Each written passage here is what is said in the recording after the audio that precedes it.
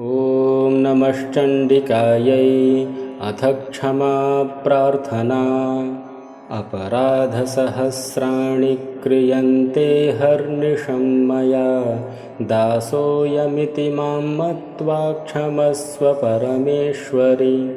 आवाहनं न जानामि विसर्जनं, पूजां चैव न जानामि क्षम्यतां परमेश्वरि।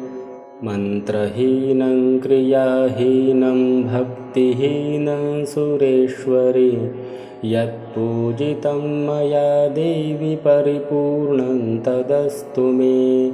अपराधशतं कृत्वा जगदम्बेति चोच्चरेत्, यां गतिं समवाप्नोति न तां ब्रह्मादयः सुराः।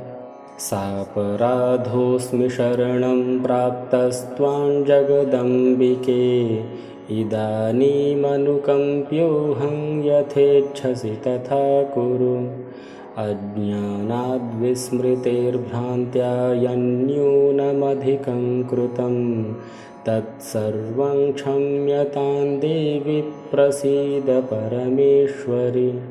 कामेश्वरि जगन्मातः सच्चिदानन्दविग्रहे, गृहाणार्चामि मां प्रीत्या प्रसीद परमेश्वरि।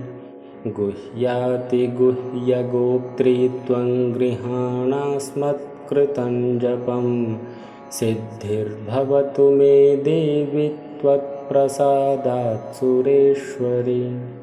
ॐ श्रीदुर्गार्पणमस्तु।